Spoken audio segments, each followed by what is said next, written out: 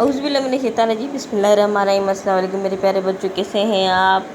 میں آپ کی مس اسماء اسلامیات کی ٹیچر۔ ہمارا نماز کی اہمیت و فرائض چیپٹر ختم ہوگا، اب ہم نیو چیپٹر شروع کریں گے، وہ ہے طہارت و پاکیزگی۔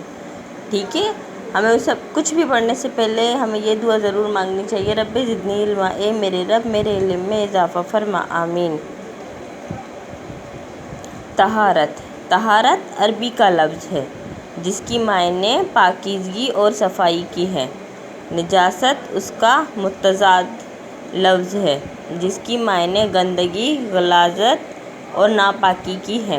ہر خوش ذوق انسان کو طہارت پسند ہوتی ہے کیونکہ طہارت انسانی فطرت کے عین مطابق ہے۔ طہارت کا لفظ شریعت میں ایک خاص طریقے سے صفائی حاصل کرنے کے لیے استعمال ہوتا ہے، مثلاً وضو، غسل، استنجا، جسم اور لباس کو گندگی سے بچانا وغیرہ۔ طہارت صرف مسلمانوں کے ساتھ مخصوص ہے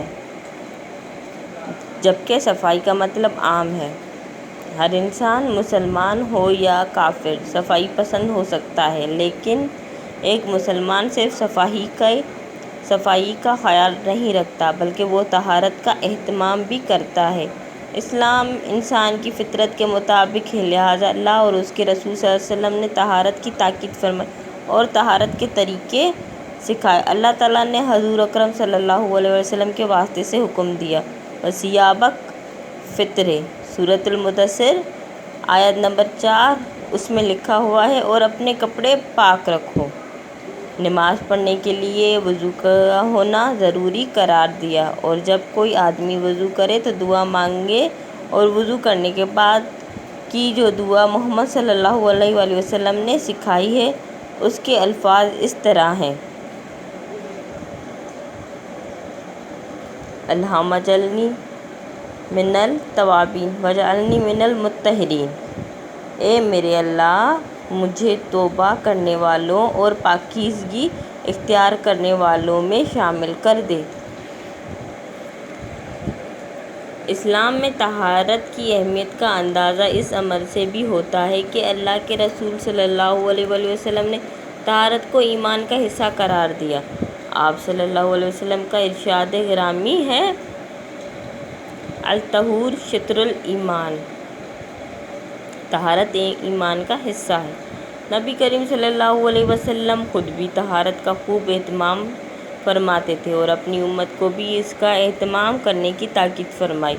اس سلسلے میں وضو، غسل اور مسواک کا طریقہ بتایا۔ ہر کھانے سے پہلے ہاتھ دھونے کا حکم دیا اور کھانے کے بعد ہاتھ دھونے اور کلال کرنے کا حکم دیا۔ حضور اکرم صلی اللہ علیہ وسلم ہر نماز سے پہلے مسواک کرتے، حتیٰ کہ اپنی رحلت سے کچھ دیر پہلے بھی مسواک کی۔ جمعے کے روز بالخصوص غسل کرنے اور خوشبو لگانے کا حکم دیا۔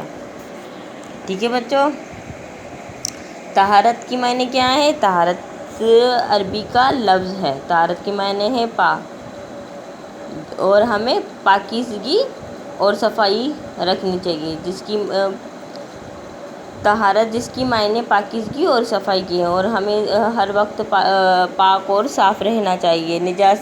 نجاست اس کا متضاد لفظ ہے، نجاست کی معنی گندگی، غلاظت اور ناپاکی کی ہے۔ ٹھیک ہے بچوں، جو بھی خوش ذوق انسان کو طہارت پسند ہوتی ہے، مطلب ہر انسان کو، ہمیں سب لوگوں کو ہمیں پاکیزگی اور صفائی پسند ہے، اور ہم لوگ سب اس کا خیال بھی رکھتے ہیں کیونکہ طہارت انسانی فطرت کے عین کے مطابق ہے۔ طہارت کا لفظ شریعت میں ایک خاص طریقے سے صفائی حاصل کرنے کے لیے استعمال ہوا ہے، جیسے کہ وضو، غسل، استنجا، جسم اور لباس کو جیسے گندگی سے بچانا وغیرہ۔ طہارت صرف مسلمانوں کے ساتھ مخصوص ہے جبکہ صفائی کا بھی مطلب ہے کہ ہر انسان، جو بھی انسان ہو، ہر انسان مسلمان ہو یا کافر ہو، سب کو صفائی پسند ہوتی ہے۔ سب اپنے گھر جیسے ہوتا ہے، اپنے گھر صاف رکھتے ہیں اور اپنے آپ کو صاف رکھتے ہیں۔ ہر چیز میں صفائی زیادہ ہوتی ہے، انسان ہو، مسلمان ہو یا کافر ہو، سب کو صفائی بہت پسند ہوتی ہے، لیکن ایک مسلمان صرف صفائی کا خیال نہیں رکھتا بلکہ وہ طہارت کا اہتمام بھی کرتا ہے۔ ٹھیک ہے، جیسے صفائی ہو گئی، طہارت کے معنی ہے پاکیزگی، تو ہم پاک صاف بھی رہتے ہیں۔ جب نماز پڑھتے ہیں تو نماز کے لیے ہم وضو کرتے ہیں، غسل کرتے ہیں، تو ہم پاک اور صاف رہتے ہیں۔ اسلام انسان کی فطرت کے مطابق ہے کہ لہٰذا اللہ اور اس کے رسول صلی اللہ علیہ وسلم نے طہارت کی تاکید فرمائی اور طہارت کے طریقے سکھائے۔ آپ صلی اللہ علیہ وسلم نے طہارت کی تاکید بھی فرمائی اور طہارت کے طریقے بھی سکھائیے کہ آپ کو کس طرح صفائی کا خیال رکھنا چاہیے اور آپ پاک رہیں۔ جیسے کہ ہم نماز پڑھتے ہیں، وضو ہے، اس میں غسل ہے، اس میں مسواک ہے، ٹھیک ہے، اور اس میں ایک سورۃ المدثر میں 4 آیتیں، اور اس میں یہ لکھا گیا ہے اور اپنے کپڑے پاک رکھو، سارے جسم کے ساتھ اپنے کپڑے بھی پاک رکھو۔ نماز پڑھنے کے لیے ہم وضو کا ہونا ضروری قرار دیا گیا ہے۔ جب ہم نماز پڑھیں گے، وضو نہیں ہوگا تو ہم نماز کیسے پڑھیں گے؟ ہم وضو کا نماز پڑھنے کے لیے ضروری قرار دیے گا۔ اور جب کوئی آدمی وضو کرے تو دعا مانگے، اور وضو کرنے کے بعد جو دعا محمد صلی اللہ علیہ وسلم آپ صلی اللہ علیہ وسلم نے سکھائی ہے اس کو بھی پڑھنا چاہیے۔